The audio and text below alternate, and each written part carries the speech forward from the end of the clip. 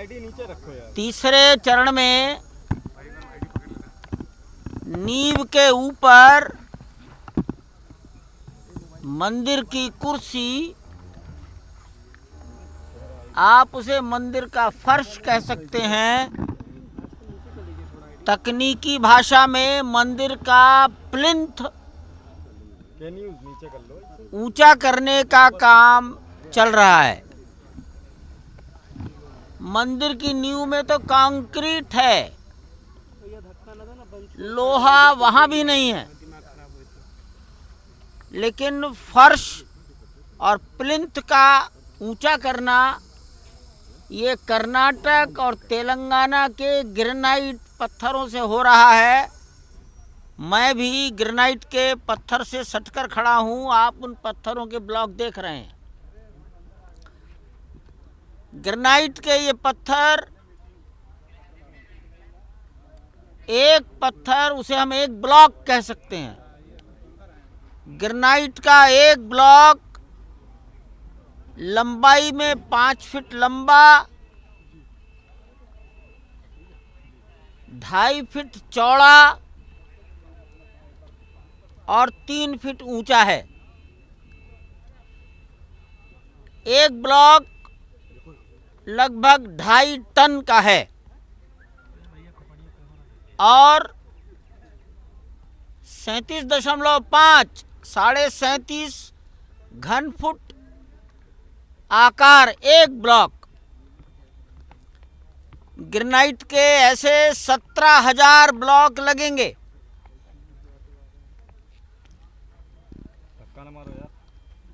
यह कुर्सी 6.5 मीटर ऊंची की जाएगी। एक लेयर के ऊपर दूसरी लेयर, इस प्रकार 7 लेयर में ये पत्थर जोड़े जाएंगे, एक के ऊपर एक। अभी गर्भगृह के चारों ओर 5वीं लेयर डाली जा रही है, अर्थात हम 15 फीट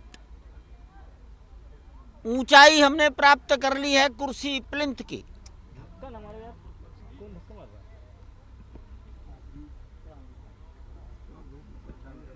जमीन के नीचे जो कुछ हुआ है वो आप पहले देख चुके हैं।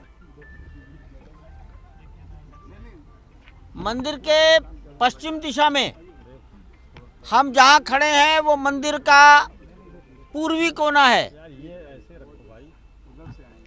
पश्चिमी दिशा में सरयू नदी का प्रवाह है। लगभग 500 मीटर दूर पश्चिम में सरयू बहती हैं। यहाँ की भूगोल में एक और भी अंतर है। आप जिस सड़क पर खड़े हैं वो पूर्वी कोना है। अगर हम पश्चिम के सड़क पर खड़े हो जाएं तो पूरब से पश्चिम की सड़क 10 मीटर ढलान पर नीचे है, अर्थात पूरब से पश्चिम में लेवल का अंतर 10 मीटर है। अगर तेज बारिश होगी तो पूरब से मट्टी कटकर पश्चिम में नदी में चली जाने का खतरा है। इसलिए इस मिट्टी का कटान रोकना जरूरी है। कटान रोकने के लिए पश्चिम दिशा में जमीन के नीचे एक रिटेनिंग वॉल डाली जा रही है। ये रिटेनिंग वॉल आप जहां खड़े हैं उस तल से 12 मीटर गहराई से डालना प्रारंभ किया है। 12 मीटर अर्थात समुद्र तल से 93 मीटर लेवल पर प्रारंभ किया। एकदम तलहटी में ये रिटेनिंग वॉल भी 12 मीटर चौड़ी है। रिटेनिंग वॉल ऐसी ही बनाई गई है जैसी बांध में बनाई जाती है। मंदिर के परकोटे के भी बाहर है, उसमें लोहे का सरिया डाला गया है।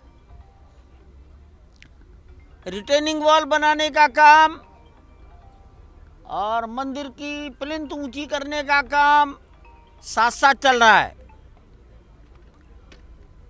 बहुत जल्दी हम मंदिर के नक्काशीदार पत्थरों का इंस्टॉलेशन प्रारंभ कर देंगे।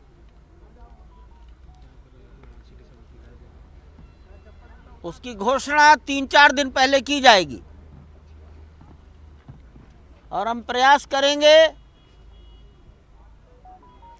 जब 8-10 पत्थर रखे जा चुके हों तब आपको फिर से बुलाकर नक्काशीदार पत्थरों के इंस्टॉलेशन का कार्य आपको दिखाया जाए।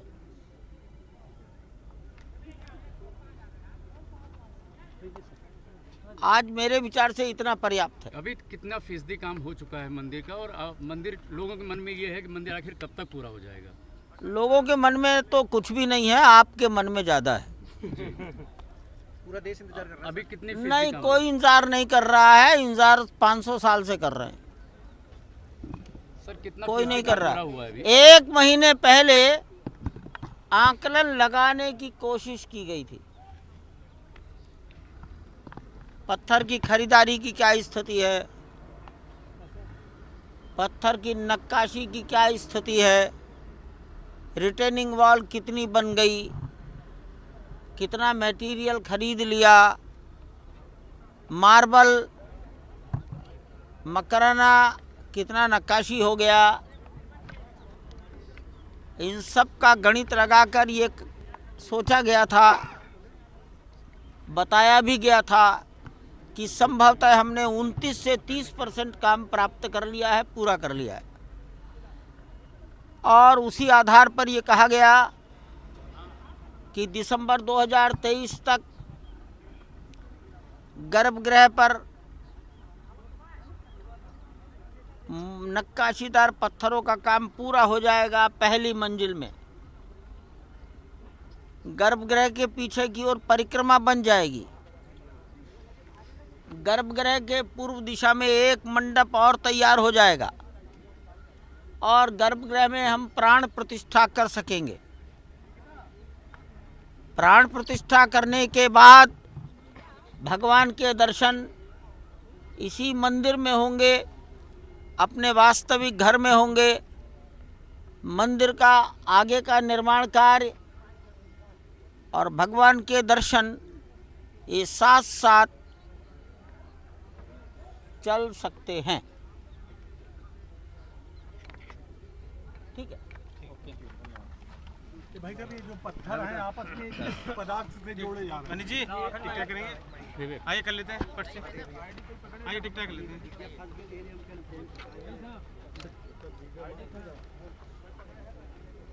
नीचे रखे जाने वाले पत्थर में 2 छेद किए गए हैं, 2 कोनों पर 2 छेद। उसके ऊपर जो पत्थर आएगा उसमें भी 2 छेद किए गए हैं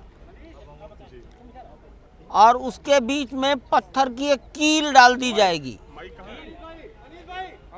पत्थर की कील के कारण वो नीचे वाला पत्थर ऊपर वाले पत्थर के साथ टिका रहेगा। कील का मतलब लोहे की कील नहीं है, वो पत्थर की कील है और कम से कम 6 इंच डायामीटर की तो होगी ही। इतनी मोटी कील जरूर होगी। 2 पत्थरों को जब पास पास रखते हैं तो उनके बीच में थोड़ी बहुत गैप रहती है। उस गैप में सीमेंट का घोल भरकर संपूर्ण रचना को मोनोलिथिक, मानो एक इतना विशाल पत्थर रख दिया गया हो, ऐसा बनाया जा रहा है। इतना विशाल कोई भी मोनोलिथिक स्ट्रक्चर नहीं हो सकता। आप कल्पना करिए 2.5 टन का एक ब्लॉक 37 घन फुट का और 17,000 पत्थर रखने हैं, ये कैसे रखा जाएगा? मंदिर का एरिया लगभग 3.25 एकड़ है। अब इस 3.25 एकड़ में पत्थरों की 7 लेयर एक के ऊपर एक आने वाली है।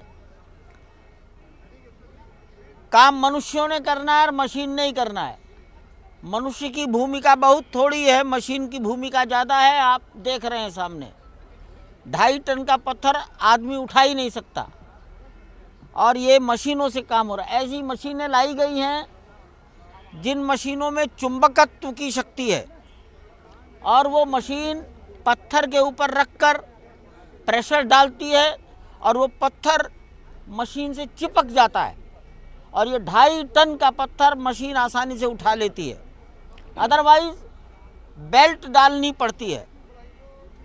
चुंबक की पद्धति से पत्थर उठाने में समय की बचत हो गई। ऐसी नई टेक्नोलॉजी की मशीनें लार्सन टुब्रो ने यहाँ मंगाई हैं।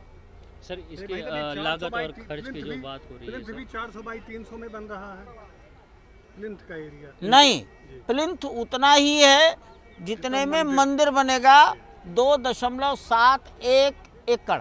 सर इसकी लागत और खर्च नहीं, कोई लागत नहीं। भगवान के घर की लागत तो आप अपनी झोपड़ी की भी नहीं निकालते, कमी रह जाती है तो बैंक से कर्जा लेकर बनाते हो। हम ठाकुर जी के घर की लागत